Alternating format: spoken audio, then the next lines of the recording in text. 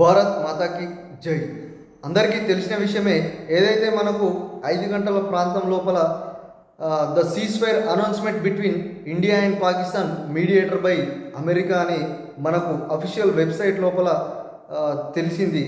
ఏదైతే seize ఫైర్మెంట్ announcement జరిగిన మరికొద్ది గంటల లోపలనే ఇప్పుడు శ్రీనగర్ ప్రాంతాల పరిసరాల్లో డ్రోన్ల ద్వారా మళ్ళీ పాకిస్తాన్ అనేది కాల్పులు చేస్తూ ఉంది.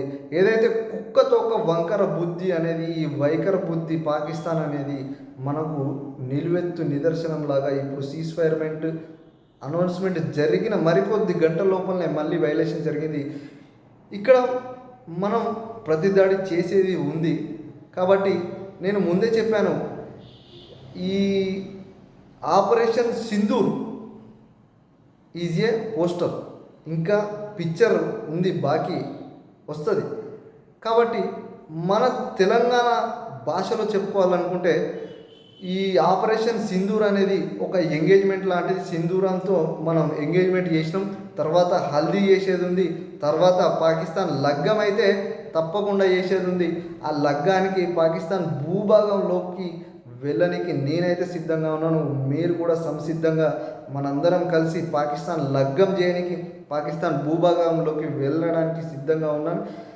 కాకపోతే ఇక్కడ పాకిస్తాన్ అనేది రోగు నేషన్ అండి.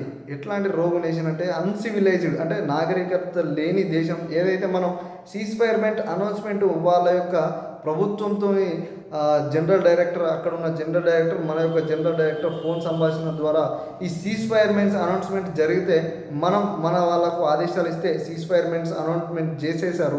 కానీ వాళ్లకు అనౌన్స్మెంట్ చేసినా కానీ వానికి తెలుసు, ఎవరికి, అమెరికా వానికి, ఎవడైతే మీడియేటర్ చేసిండో వానికి తెలుసు ఇక్కడ ఈ పాకిస్తాన్ అనేది ఎవరి చేతిలో ఉందనేది తెలుసు.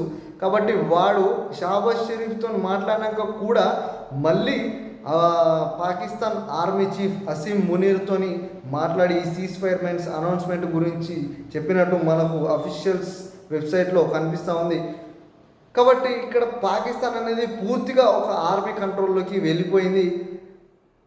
దీనికైతే కొంత మనమైతే ధైర్యం కోల్పోవాల్సిన అవసరమే లేదు. ఎందుకంటే మన రక్షక బలగాలు అనేవి చాలా కట్టుదిట్టంగా ఉన్నాయి.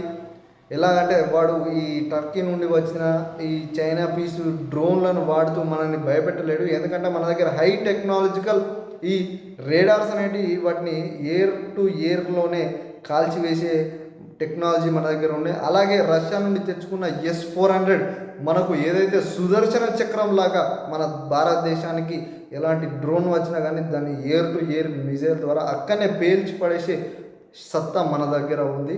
కాబట్టి కొంత అప్రమత్తంగా ఉంటే మాత్రం బాగుంటుంది. పాకిస్తాన్ లగ్గానికైతే అందరూ సిద్ధం కావాల్సిందిగా కోరుతూ ఉన్నాను. జై హింద్, జై భారత్.